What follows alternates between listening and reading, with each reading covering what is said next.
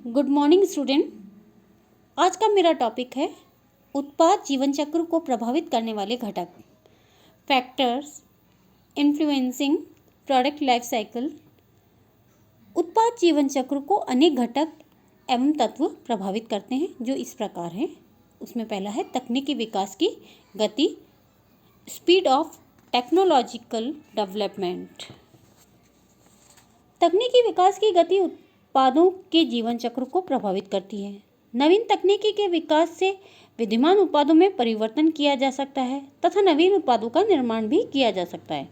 इन दोनों ही परिस्थितियों में विद्यमान उत्पादों का जीवन चक्र छोटा हो जाता है।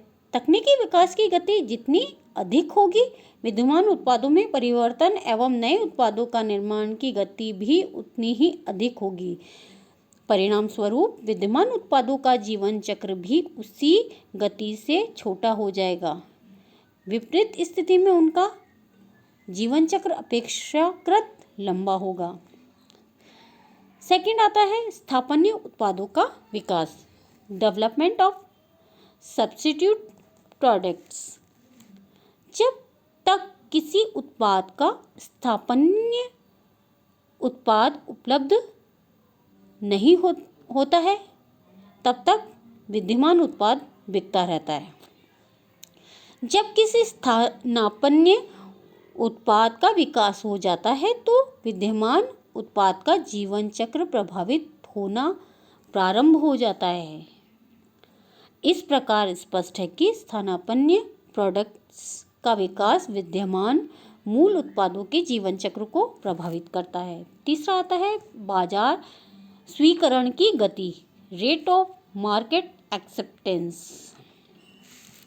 उत्पाद की बाजार स्वीकरण की गति भी उत्पाद जीवन चक्र को प्रभावित करती है। यदि बाजार की उत्पाद स्वीकरण की गति तेज है तो उत्पाद जीवन चक्र प्राय छोटा हो जाता है। यदि बाजार की उत्पाद स्वीकरण की गति धीमी है तो उत्पाद जीवन चक्र लंबा खिंच जाता है। इसके पीछे तर्क यह है कि यदि बाजार की उत्पाद स्वीकरण की गति तीव्र होने पर वह बाजार नए एवं प्रतिस्थापनीय उत्पादों को भी आसानी से स्वीकार कर लेगा। परिणाम स्वरूप विद्यमान उत्पाद का जीवन चक्र छोटा हो जाएगा। यह उल्लेखनीय है कि भारत के ग्रामीण बाजारों की तुलना में शहरी बाजारों में उत्पाद स्वीकरण की गति तीव्र है। अतः शहरों में उत्पाद जीवन चक्र छोटा होता है जबकि गांवों में अपेक्षाकृत लंबा होता है। फोर्थ आता है प्रतिस्पर्धा की स्थिति, स्टेट ऑफ कंपटीशन। बाजार में विद्यमान प्रतिस्पर्धा की स्थिति भी उत्पाद जीवन चक्र को प्रभावित करती है। यदि बाजार में नए उत्पादों को बिना किसी विशेष प्रतिस्पर्धा के प्रस्तुत किया जा सकता है तो विद्यमान उत्पादों का जीवन चक्र छोटा ही रहेगा। लेकिन यदि बाजार में कड़ी प्रतिस्पर्धा है तो कोई भी नया एवं स्थानापन्न उत्पाद आसानी से बाजार में प्रवेश नहीं कर सकेगा। परिणाम स्वरूप विद्यमान उत्पाद का जीवन चक्र भी अधिक लंबा हो जाएगा। फिफ्थ आता है संस्था की जोखिम वहन करने की क्षमता, risk bearing capacity of the organisation. संस्था की जोखिम उठाने की क्षमता उस संस्था के उत्पादों के जीवन चक्र को प्रभावित करती है। जिस संस्था की जोखिम उठाने की क्षमता अधिक होती है वह विज्ञापन, प्रचार प्रसार, उत्पाद नवीनीकरण आदि पर भारी व्यय कर सकती है तथा बाजार की चुनौतियों का सफलतापूर्वक सामना कर सकती है। फलतः उस संस्था के उत्पादों का जीवन चक्र लंबा किया जा सकता है। लेकिन विपरीत परिस्थिति में संस्था बाजार चुनौतियों का सामना नहीं कर सकेगी, अतः उसके उत्पादों का जीवन चक्र छोटा हो जाएगा। 6 पॉइंट आता है हमारा संस्था की आर्थिक एवं प्रबंधकीय क्षमता, economic and managerial capacity of the organisation. जिन संस्थाओं की आर्थिक एवं प्रबंधकीय क्षमता ठोस होती है उन संस्थाओं के उत्पादों को बाजार से उखाड़ फेंकना किसी भी प्रतिस्पर्धी संस्था के लिए बहुत ही कठिन होता है। फलतः सुदृढ़ आर्थिक एवं प्रबंधकीय क्षमता वाली संस्थाओं के उत्पादों का जीवन चक्र लंबा चलता है। विपरीत परिस्थिति में जीवन चक्र सीमित ही रहता है। 7वां पॉइंट आता है हमारा, संस्था की ख्याति तथा छवि, goodwill and image of the organisation. उत्पाद निर्माण एवं विपणन करने वाली संस्था की ख्याति एवं छवि भी उत्पाद जीवन चक्र को प्रभावित करती है। अच्छी ख्याति एवं छवि वाली संस्थाओं के उत्पादों का जीवन चक्र प्राय लंबा होता है।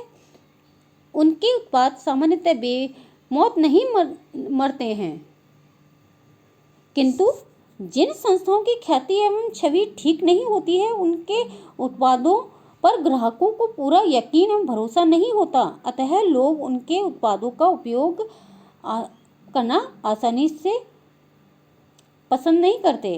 फलतः उन उत्पादों का जीवन चक्र छोटा ही रह जाता है। 8 पॉइंट आता है वैधानिक संरक्षण, लीगल प्रोटेक्शन। जब उत्पादों को पूर्ण वैधानिक संरक्षण जैसे पेटेंट, ट्रेडमार्क, कॉपीराइट एक्ट आदि के अधीन प्राप्त हो तो उन उत्पादों की नकल करना संभव नहीं होता है। परिणाम स्वरूप उनका जीवन काल लंबा होता है। लेकिन जब उत्पादों को वैधानिक संरक्षण नहीं मिलता है तो कोई भी व्यक्ति उनकी नकल कर लेता है। परिणाम स्वरूप मूल उत्पादों का जीवन चक्र छोटा हो जाता है। 9 पॉइंट आता है उत्पाद नियमन अवस्था, प्रोडक्ट रेगुलेटरी सिस्टम।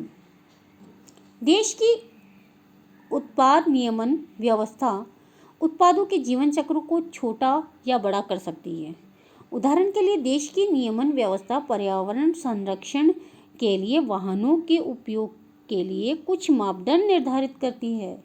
ऐसी स्थिति में जो वाहन निर्धारित मापदंडों को पूरा नहीं करेंगे उन्हें उपयोग में नहीं लाया जा सकेगा। फलतः उन वाहनों का जीवन चक्र छोटा हो जाएगा। इसी प्रकार दवाओं का जीवन चक्र सरकारी नियमन व्यवस्था से प्रभावित होता रहता है। नवीन शोध परिणामों को ध्यान में रखकर सरकार कई दवाओं को बाजार में बेचने पर प्रतिबंध लगा देती है। इस प्रकार देश की नियमन व्यवस्था भी उत्पाद जीवन चक्र को प्रभावित कर सकती है। आज के लिए बस इतना ही। अगले वीडियो में हम आपसे पुनः नए टॉपिक के साथ मिलेंगे। धन्यवाद।